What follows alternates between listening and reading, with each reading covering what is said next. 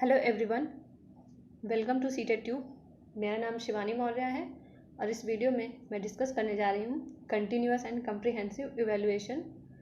इस टॉपिक से रिलेटेड ये दूसरा वीडियो कंटिन्यू करने जा रही हूँ। इससे पहले एक वीडियो मैंने अपलोड किया हुआ है जो आपको हमारे चैनल की प्लेलिस्ट में मिल जाएगा।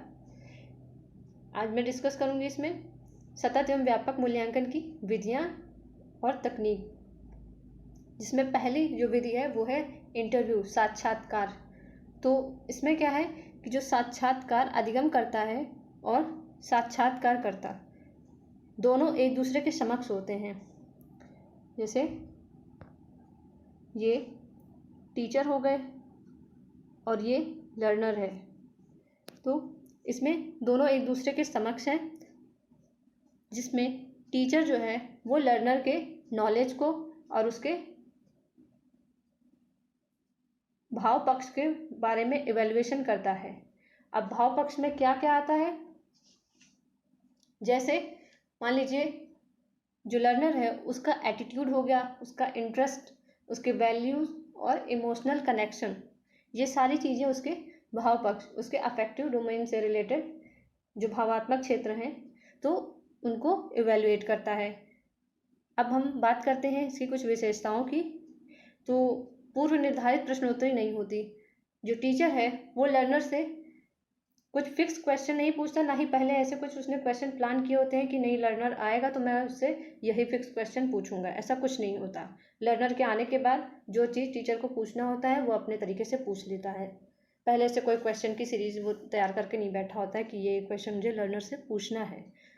दूसरा पॉइंट क्या कहता है, एक समय पर केवल एक अधिगमकर्ता का मूल्यांकन कर सकती है ये विधि। ये जो विधि है केवल एक समय पर सिर्फ एक लर्नर को इवैल्यूएट करने में सक्षम है। क्रिया पक्ष का मूल्यांकन संभव नहीं है।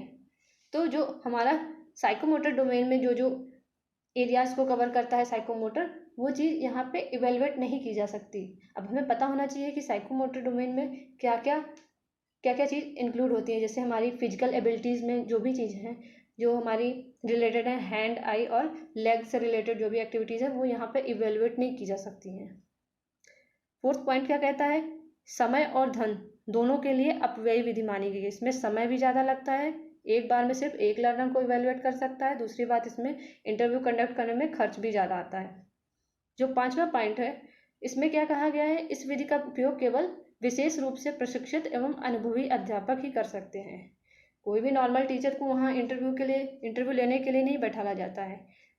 अगर कोई है तो वो टीचर वेल ट्रेंड होगा इंटरव्यू के लिए, तभी उसको वहाँ पे बैठाला जाता है इंटरव्यू लेने के लिए। अब हम बात करते हैं सेकंड मेथड की, जो है इंस्पेक्शन, निरीक्षण। ये जो विधि है इसमें मैंने इसके कुछ टेक्निक को यहाँ पे नोट डाउन किया हुआ है, लेकिन इसके बारे में मैं आप लोग को ऐसे ही बता रही हूँ, फिर उसको मैं डिस्कस करूँगी जो इसमें 4 पॉइंट्स दिए हुए हैं टेक्निक के। तो पहले हम जानते हैं इंस्पेक्शन होता क्या है। ये वास्तविक मूल्यांकन करने में ये विधि जो है बहुत ही सक्षम मानी गई है।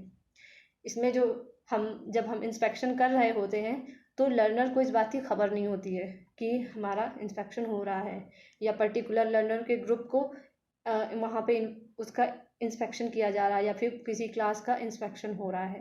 किसी को इसकी खबर नहीं दी जाती है, क्योंकि हमें ये जांचना होता है कि लर्नर ने या लर्नर के ग्रुप ने या पूरी क्लास ने में जो इनके लर्निंग में जो स्थायी परिवर्तन आया है वो चीज़ हमें इवैल्यूएट करनी होती है। इसलिए लर्नर को इस बारे में कुछ भी नहीं बताया जाता है। इसके बारे में भी कुछ विशेषताएं। इसमें जो फर्स्ट टेक्निक है वो है असाइनमेंट।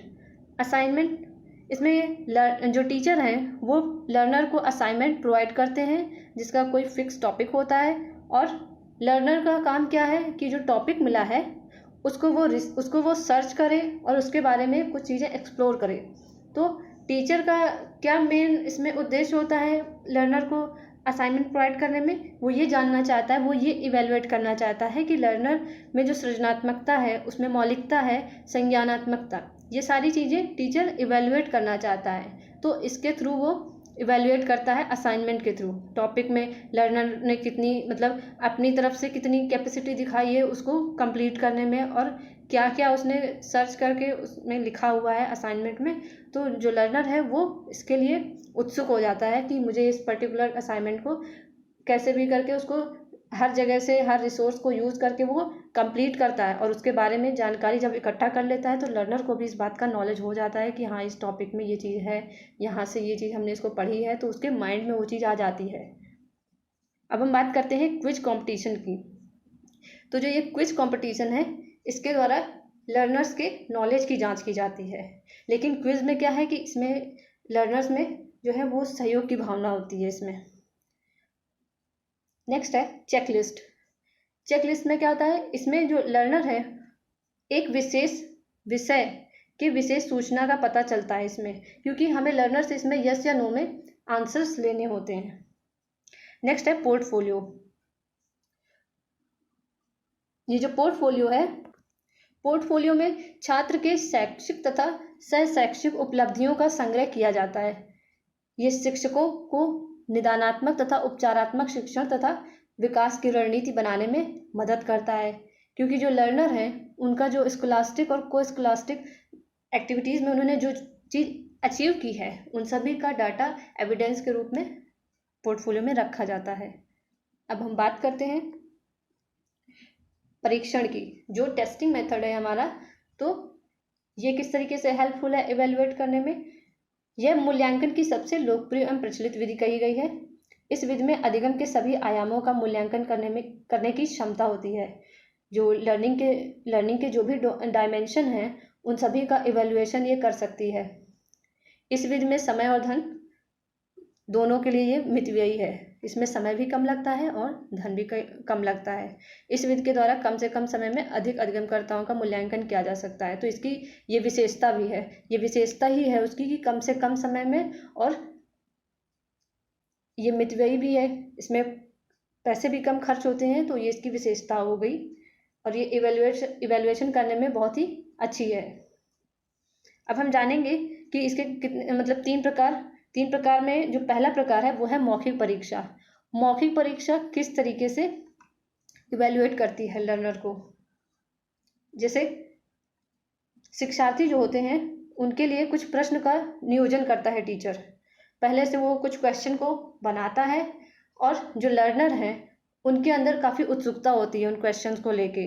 जब टीचर उनसे पूछता है तो वे अपने आंसर वहाँ पे उनको अपनी भाषा में बताते हैं। इस विधि को छोटी क्लास में जैसे प्राइमरी लेवल पे काफ़ी अच्छा माना गया है।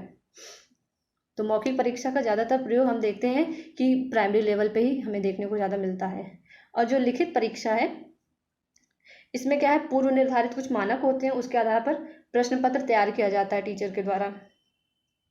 कम समय में एक साथ अधिक से अधिक छात्र की लिखित परीक्षा में भाग ले सकते हैं। इस परीक्षा में, लिखित परीक्षा में अगर हम इसको उदाहरण के रूप में देखें तो जो सीटेट का एग्ज़ाम कंडक्ट किया जाता है तो ये 2.5 घंटे का एग्ज़ाम होता है, जिसमें देश भर में जो लाखों स्टूडेंट इस एग्ज़ाम में बैठते हैं उनको 2.5 घंटे में ही एग्ज़ाम के दौरान उनके आंसर्स हम कलेक्ट कर सकते हैं। उनका जो नॉलेज है वो इस पर्टिकुलर एग्ज़ाम के लिए हम उनका इवेल्युएशन कर सकते हैं।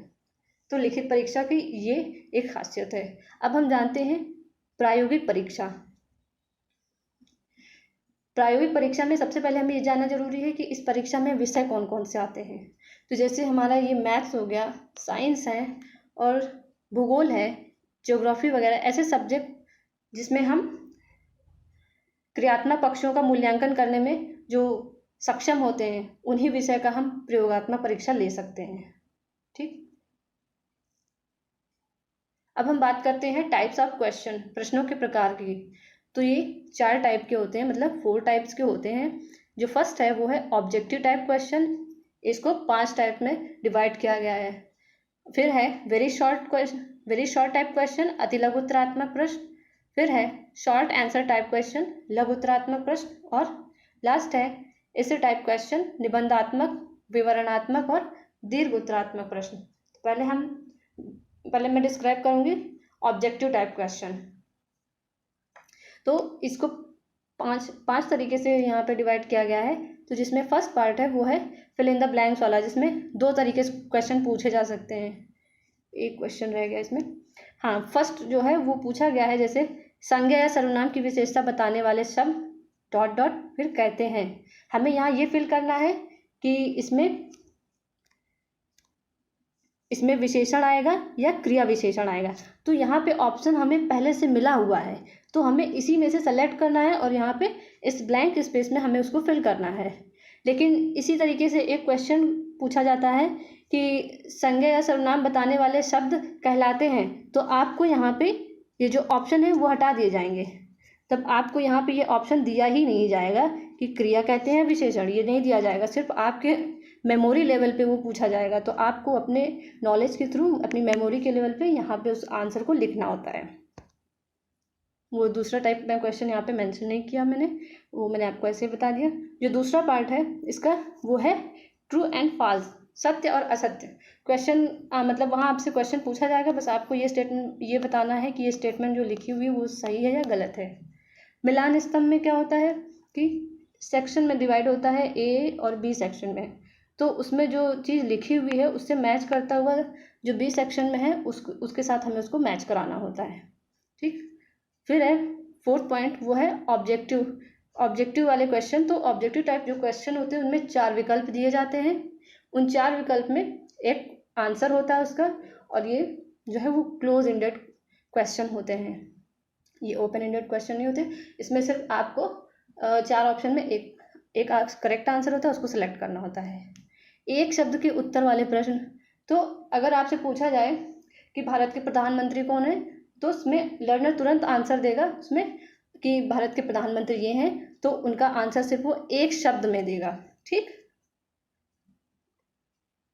अब हम बात करते हैं अति लघुत्तरात्मक प्रश्न, वेरी शॉर्ट टाइप क्वेश्चन।